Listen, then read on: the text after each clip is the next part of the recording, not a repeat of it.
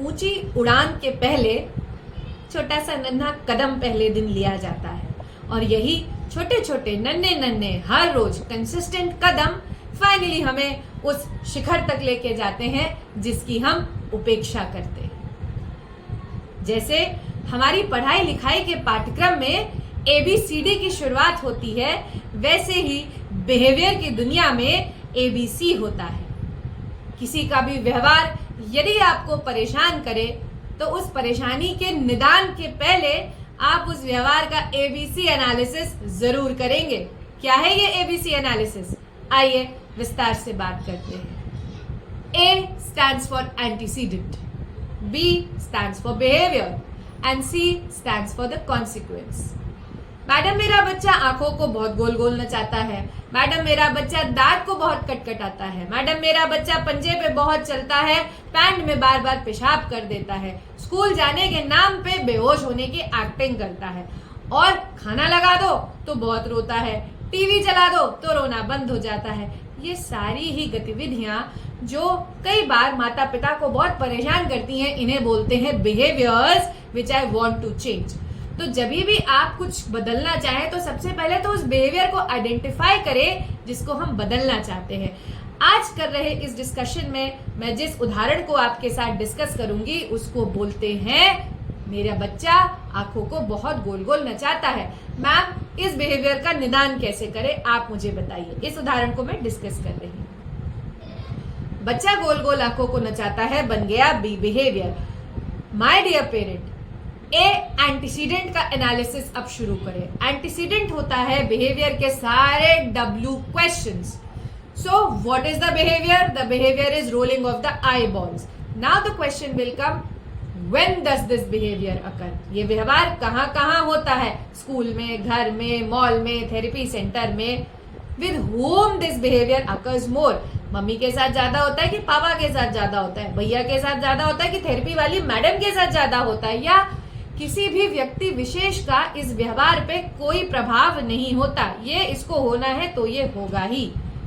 What is the duration? एक बार जब ये व्यवहार शुरू हो जाता है तो ये कितनी देर तक चलता है? What stimulates the behaviour? यानी कि ऐसा क्या होता है कि ये बिहेवियर एकदम से शुरू हो जाता है? What ceases the behaviour? यानी कि ऐसा क्या होता है या ऐसा क्या करने पे व्यवहार रुक जाता है? And which time of the day this behavior occurs the most? यानी कि कौन से समय यह व्यवहार ज्यादा होता है? जब जब बिहेवियर परेशान करे, एंटीसीडेंट का एनालिसिस अगले 3 दिन तक हमें डायरी को मेंटेन करके लिखना है बिना बच्चे को जज किए।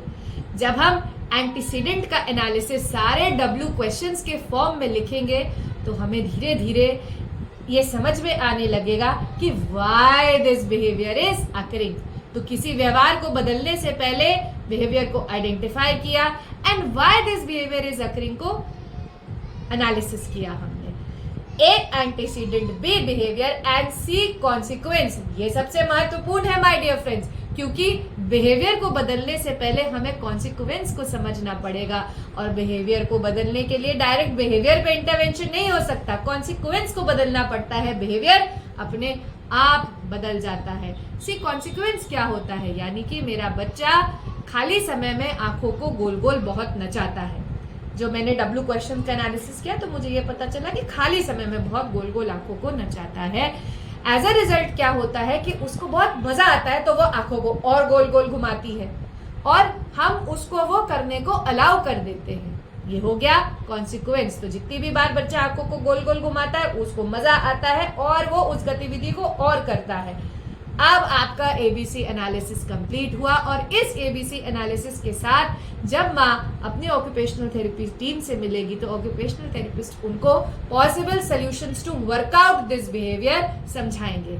ये एक बहुत इंटेंस सब्जेक्ट है, इसको 5-7 मिनट के वीडियो में नहीं समझाया जा सकता।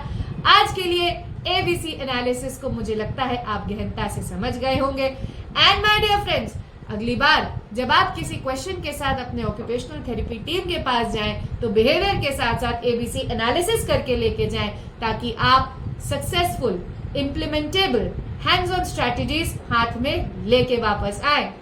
अगली बार फिर मिलेंगे एक इंफॉर्मेटिव टॉपिक के साथ। Do feel free to post your questions down here. Vasudhaiv Kutumbakam.